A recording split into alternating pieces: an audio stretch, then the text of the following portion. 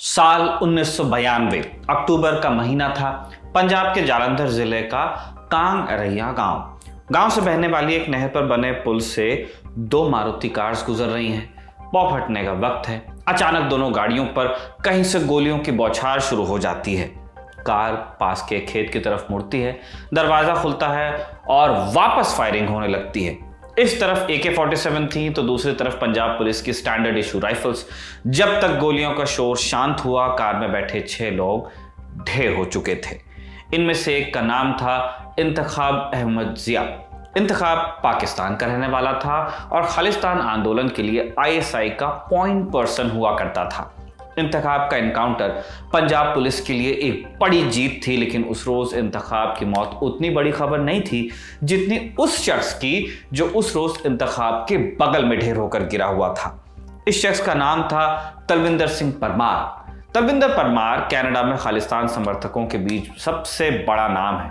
2023 में भारत और कनाडा के बीच विवाद को ऐतिहासिक परिप्रेक्ष्य में समझना है तो इस एक आदमी की कहानी आपको जरूर जाननी चाहिए। कौन था तलविंदर परमार? मिनी पंजाब के नाम से जाने जाने वाला कनाडा खालिस्तानी अलगाववादियों का गढ़ कैसे बना? कनाडा की राजनीति में खालिस्तानी इतने ताकतवर कैसे हुए? ये सब जानेंगे आज के एपिसोड में। नमस्कार, मेरा नाम है निखिल और आप देख रहे हैं ऐतिहासिक किस्से कहानियों का हमारा रोजाना कार्यक्रम तारीख। फर्ज कीजिए US में एक चर्च की दीवार पर ओसामा बिन लादेन की तस्वीर लगी है। क्या ऐसी कल्पना भी आप कर सकते हैं? यकीनन नहीं। लेकिन एक देश है जहां गुरुद्वारे की दीवार पर देश के सबसे बड़े आतंकवादी की तस्वीर लगाई जाती है। देश कनाडा। आतंकवादी का नाम तलविंदर सिंह परमार। कनाडा के ब्रिटिश कोलंबिया प्रांत में सरे नाम का शहर है। इस शहर में एक गुरुद्वारा है, दशमेश दरबार। साल 2021 में इस गुरुद्वारे की बाहरी दीवार पर परमार की एक बड़ी सी तस्वीर लगा दी गई। कौन था तलविंदर सिंह परमार? एक लाइन में कहें तो खालिस्तानी अलगाववादियों का मसीहा और एक समय में उग्रवादी संगठन बब्बर खालसा का प्रमुख। हालांकि एक कड़वा सच ये भी है कि अधिकतर कनाडा वासियों के लिए खालिस्तान मुद्दा नहीं है, ये भारत की प्रॉब्लम है। इसलिए कनाडा के गैर सिख नागरिकों के लिए परमार की यह पहचान खास मायने नहीं रखती। परमार को कनाडा में एक घटना के कारण जरूर जाना जाता है। कौन सी घटना? साल 1985 था। कनाडा के मॉन्ट्रियल एयरपोर्ट से एक फ्लाइट ने टेक ऑफ किया था।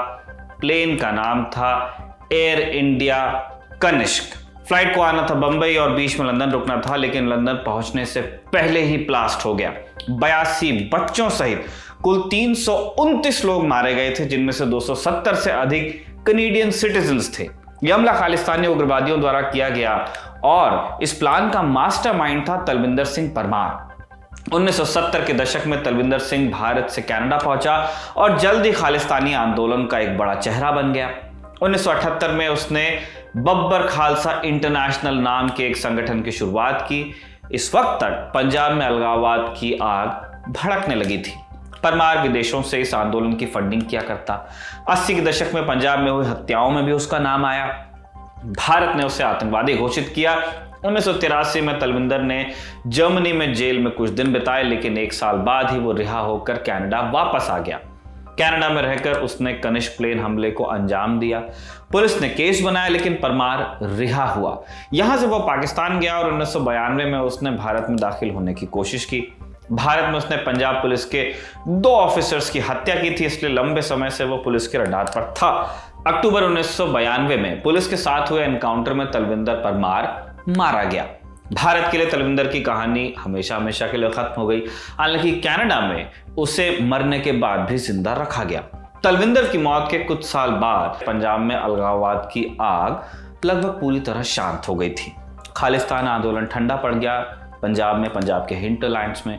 लेकिन अलगाववादियों का एक धड़ा था जो भारतीय सुरक्षा एजेंसियों की पहुंच से अभी भी दूर था। इसलिए इस धड़े ने इस आग को सुलगाने की कोशिश की। इस धड़े में शामिल थे वो लोग जो ब्रिटेन, US और कनाडा में रहकर अलगाववाद का समर्थन कर रहे थे।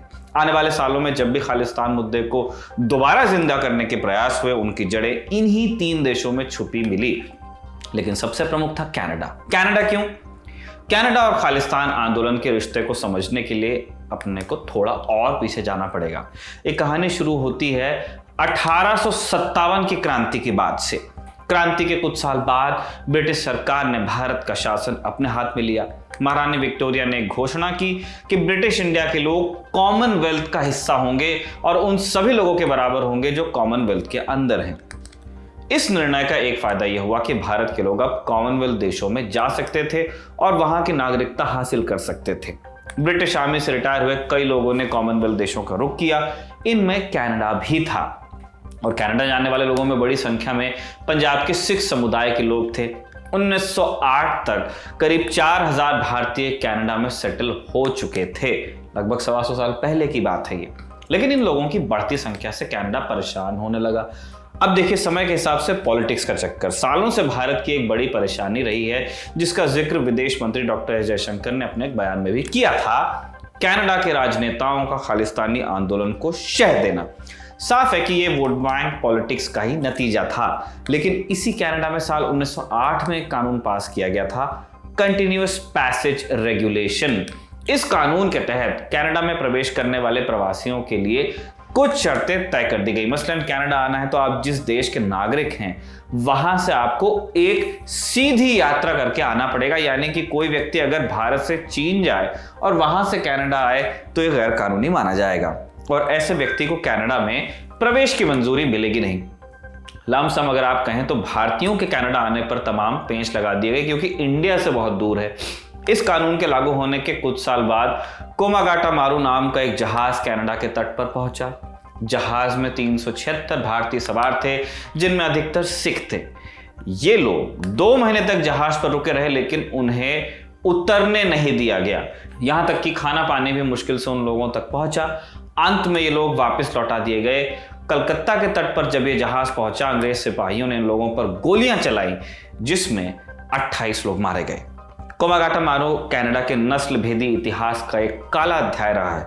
हालांकि कनाडा को इस बात का क्रेडिट भी जाता है कि कनाडा के तमाम प्रधानमंत्री समय समय पर कोमागाटा मारू की घटना के लिए माफी मांग चुके हैं, गलती करते हैं, एक्सेप्ट भी करते हैं। लेकिन एक सच ये भी है कि ये सब माफियां तब आई जब भारतीयों का एक अच्छा खासा वोट बैंक कनाडा में तैयार हो गया।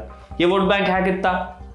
2023 की बात करें तो कनाडा में रहने वाले भारतीयों की संख्या लगभग 18 लाख के आसपास है। इनमें सबसे बड़ा ग्रुप है सिखों का, जो 7,80,000 के आसपास हैं। सबसे ज्यादा सिख ओंटारियो के ब्रैम्पटन शहर में रहते हैं। साल 2022 में सिख चरमपंथी संगठन सिख फॉर जस्टिस ने इसी शहर में खालिस्तान रेफरेंडम का आयोजन किया था, कथित रेफरेंडम, जिसमें दावा किया गया कि 1 लाख लोगों ने हिस्सा लिया। कनाडा की संसद में 338 सीटें हैं। साल 2019 में यहाँ जो चुनाव हुए उसमें 18 सिख सांसद भी चुने गए। एक समय था जब जस्टिन ट्रूडो की सरकार में कैबिनेट में 4 सिख भी शामिल थे।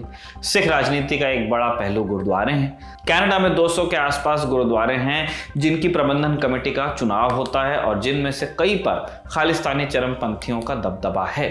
चूंकि सिख एक ब्लॉक के रूप में वोट कर सकते हैं, ऐसा माना जाता है, इसलिए गुरुद्वारों की पॉलिटिक्स का असर कनाडा की राष्ट्रीय पॉलिटिक्स पर भी नजर आता है। कनेडियन पत्रकार टेरी मिलेव्स की अपनी किताब blood for blood 50 years of the global Khalistan project में लिखते हैं, कनाडा के सभी आम सिख लोग चरमपंथी संगठनों से राब्ता नहीं रखते, लेकिन अलगाववादियों का राजनीतिक पार्टियों में रसूख है क्योंकि वो सबसे मुखर हैं।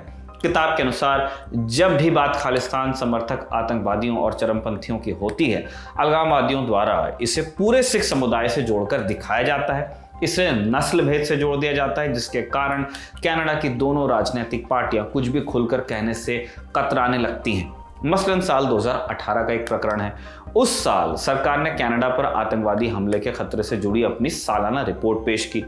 इस रिपोर्ट में पहली बार सिख चरमपंथियों और खालिस्तान आतंक का जिक्र किया गया। जैसे ही रिपोर्ट का जिक्र शुरू हुआ, अलगाववादी संगठनों द्वारा इसका भरपूर विरोध शुरू हुआ। प्रधानमंत्री ट्रूडो, यही वाले जस्टिन ट्रूडो, और उनकी लिबरल पार्टी को धमकी मिली कि वो वैंकूवर में होने वाली सालाना वैशाखी रैली में शामिल नहीं हो पाएंगे। ट्रूडो रैली में शामिल हुए, लेकिन इससे ठीक पहले रिपोर्ट में खालिस्तान का जिक्र हटाकर उसे नए सिरे से पेश कर दिया गया।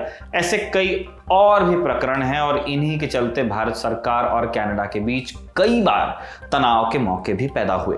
खालिस्तान मुद्दे को लेकर तनाव की शुरुआत हालिया समय में नहीं हुई है। ये कहानी, जैसा हम लगातार कह रहे हैं आपसे, काफी पहले शुरू हुई थी। साल 1982 की बात है। जस्टिन ट्रूडो के पिता पियरे ट्रूडो जब कनाडा के प्रधानमंत्री हुआ करते थे तब की। भारत की तत्कालीन प्रधानमंत्री इंदिरा गांधी ने तब पियरे के आगे मांग रखी थी कि वो तलविंदर सिंह परमार को भारत के हवाले करें, लेकिन पियरे ने इनकार किया। ऑपरेशन ब्लू स्टार के बाद पंजाब में अलगाववाद की आग और भड़की। इसके बाद इंदिरा की हत्या हुई और दिल्ली में सिख हत्याकांड, नरसंहार जैसी घटनाओं ने कनाडा में काफी असर डाला।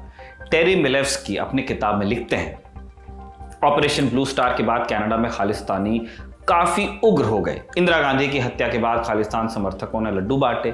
एक फरमान जारी हो गया था जिसके अनुसार जो कोई खालिस्तान या जर्नैल सिंह भिंडरावाले के खिलाफ बोलेगा बख्शा नहीं जाएगा। कनाडा में एक सिख नेता हुआ करते थे, उज्जवल दोसांझ, जो आगे चलकर कनाडा के हेल्थ मिनिस्टर भी बने। उज्जवल ने खालिस्तान आंदोलन और भिंडरावाले का विरोध किया था। फरवरी 1985 की बात है। उज्जवल अपने ऑफिस से निकल रहे थे जब एक शख्स ने उन पर लोहे की एक रॉड से वार किया। उज्जवल की जान बच गई, लेकिन उनका जबड़ा जोड़े रखने के लिए 84 टांके लगाने पड़े थे। 1985 में ही एयर इंडिया के कनिष्क विमान को एक आतंकवादी हमले में उड़ा दिया गया। भारतीय सुरक्षा एजेंसियों को पहले से ऐसे किसी हमले की आशंका थी। उन्होंने कैनेडियन अधिकारियों को कई बार चेताया भी था, लेकिन फिर भी कनाडा की सरकार लापरवाह बनी रही। हालांकि तलविंदर सिंह जासूसी एजेंसियों के रडार पर पहले से था, उसकी जासूसी की भी जा रही थी। हमले से एक दिन पहले इंटेलिजेंस अधिकारियों ने उसे जंगल में एक एक्सप्लोजिव टेस्ट करते हुए भी देखा था, लेकिन फिर भी तलविंदर पर कोई कार्रवाई नहीं हुई। तलविंदर भागकर पाकिस्तान चला गया।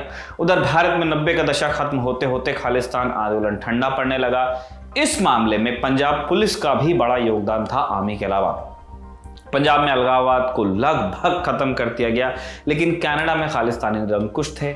उस दौर में सेहत सवेरा नाम की एक मैगजीन छपा करती थी। साल 2002 में इस मैगजीन के फ्रंट पेज पर एक तस्वीर छपी जिसमें इंदिरा की हत्या होते दिखाया गया था। नीचे लिखा था, पापियों की हत्या करने वाले शहीदों को नमन। एक मित्र राष्ट्र की प्रधानमंत्री की हत्या के महिमा मंडन पर कनाडा की सरकार ने क्या प्रतिक्रिया दी? आने वाले सालों में सेहत सवेरा को सरकारी विज्ञापन मिलने लगे। सेहत सवेरा का संबंध वर्ल्ड सिख ऑर्गेनाइजेशन नाम के एक संगठन से था। WHO खुद को सारी दुनिया के सिखों का रहनुमा मानता है। इसका हेडक्वार्टर भी कनाडा में है और इस संगठन पर खालिस्तान अलगाववाद को बढ़ावा देने के आरोप लगते रहे हैं। टेरी मिलेव्स्की की किताब के अनुसार WHO 2007 तक अपनी वेबसाइट पर लिखा करता था कि उसकी स्थापना US के मेडिसन स्क्वायर गार्डन में हुई, जहां एक खालिस्तानी नेता अजैब सिंह बागरी ने अपने भाषण में कहा था, हम तब तक चैन से नहीं बैठेंगे जब तक 50,000 हिंदुओं को न मारते हैं। बागरी कनिष्क बॉम्बिंग मामले में भी एक आरोपी था, लेकिन उसे सजा नहीं हुई। कनिष्क बॉम्बिंग मामले में भारी प्रेशर के बाद साल 2000 में जाकर पुलिस ने 2 लोगों को अरेस्ट किया। केस के दौरान एक गवाह की हत्या कर दी गई, जबकि एक को विटनेस प्रोटेक्शन में भेजना पड़ा। अंत में दोनों लोग रिहा कर दिए गए। सिर्फ एक शख्स इंद्रजीत सिंह रियात को 5 साल की सजा हुई। 2011 में रियात को अदालत में झूठ बोलने के मामले में 9 साल की सजा और सुनाई गई, लेकिन इस फैसले से कनाडा में खालिस्तान चरमपंथियों के हौसले और बुलंद ही हुए। उन्हें लगने लगा कि अब उन पर कोई हाथ नहीं डाल पाएगा। खालिस्तानी उग्रवादियों का जो महिमा मंडन अब तक सिर्फ पंजाबी में छपा करता था, वो फ्रेंच और इंग्लिश पत्रिकाओं में भी छपने लगा। कनिष्क मामले में लिपापोती का असर कुछ बाद ही जाहिर हुआ। साल 2007 ब्रिटिश कोलंबिया के सरे नामक शहर में दशमेश गुरुद्वारे से वैशाखी के रोज एक परेड निकाली गई। कनाडा के तत्कालीन प्रधानमंत्री स्टीफन हार्पर के प्रतिनिधि और उनकी विपक्षी पार्टी के प्रतिनिधि भी इस रैली में शामिल हुए। यहां तक कि ब्रिटिश कोलंबिया की सरकार के लीडर भी इस रैली में देखे गए। उस दिन कनाडा में वो नजारा दिखा जो इससे पहले कभी नहीं देखा गया था। 329 लोगों की हत्या के जिम्मेदार तलविंदर सिंह परमार की मालाओं से लदी तस्वीर लहराई जा रही थी। बाकायदा भाषण हुआ। परमार का बेटा और 2 प्रमुख खालिस्तानी नेता स्टेज पर कनाडा के नेताओं के साथ खड़े दिखाई दिए। रैली के बाद जब इस बाबत उनसे सवाल पूछा गया, किसी ने भी खालिस्तान या कनिष्क हमले पर टिप्पणी करने से इनकार कर दिया। टेरी मिलेव्स्की लिखते हैं, कनाडा की राजनीतिक पार्टियों पर खालिस्तानी संगठनों का प्रभाव उस रोज से साफ दिखाई देने लगा था, जो आगे जाकर और भी बढ़ता गया। कनाडा की दोनों मुख्य पार्टियां इस असर से अछूती नहीं है। लिबरल पार्टी हो या कंजर्वेटिव पार्टी, किसी ने भी खालिस्तानी संगठनों से परहेज नहीं किया। कारण वही vote bank politics. Sikh Canada के सबसे तेजी से उभरते समुदाय हैं। चरमपंथी दावा करते हैं कि ये वोट उनकी मुट्ठी में है, इसलिए साल 2010 के बाद अलगाववादियों की ताकत बढ़ती ही गई है। ये भारत के लिए चिंता का विषय है रहा है। समय समय पर अलग अलग भारतीय प्रधानमंत्रियों ने इस विषय को कनाडा की सरकार के आगे उठाया। साल 2010 में तब के प्रधानमंत्री डॉक्टर मनमोहन सिंह वैंकूवर में कह के आए थे कि पंजाब में खालिस्तान आंदोलन मर चुका है, लेकिन भारत से बाहर खासकर कनाडा में ऐसे तत्व हैं जो अपने फायदे के लिए इस आग को जिंदा रखना चाहते हैं। कई मामलों में इन लोगों का आतंकवादियों से गठजोड़ है। मिलेव्स्की अपनी किताब में लिखते हैं, दुनिया का सबसे बड़ा सिख नेता कनाडा की सरकार को चेता कर गया, लेकिन कोई असर नहीं हुआ। कनाडा की राजनीतिक पार्टियों को वोट का डर सताता रहा। ये वही डर है जो जस्टिन ट्रूडो को भी सालों से सता रहा है। इसलिए कभी वो भारत आकर एक घोषित खालिस्तानी आतंकवादियों को डिनर पर न्योता देते हैं, तो कभी खालिस्तानी पार्टियों से गठबंधन करते हैं। ट्रूडो की हालिया परेशानी क्या है, उस पर बात करने से पहले आपको कनाडा के खालिस्तान आंदोलन की एक दिलचस्प बात बताते हैं, जिससे इसकी सारी पोल पट्टी भी आपको समझ आएगी। फरवरी 2019 की बात है। टोरंटो में वर्ल्ड सिख ऑर्गेनाइजेशन के सम्मेलन में सिख फॉर जस्टिस नाम के संगठन ने खालिस्तान का नक्शा जारी किया। इस नक्शे में पंजाब तो था ही, साथ ही हरियाणा था, हिमाचल था, राजस्थान और दिल्ली भी शामिल था। लेकिन कमाल की बात यह थी कि इसमें पंजाब का वो हिस्सा शामिल नहीं था जो बंटवारे में पाकिस्तान चला गया था। माने खालिस्तानियों के नक्शे में सिख साम्राज्य के सबसे बड़े राजा महाराजा रणजीत सिंह की राजधानी लाहौर शामिल नहीं थी। वो छोड़िए, इस नक्शे में ननकाना साहब भी शामिल नहीं था, जो सिखों के पहले गुरु नानक देव की जन्मभूमि है, जबकि ये जगह भारत पाकिस्तान बॉर्डर से महज 5 किलोमीटर दूर है।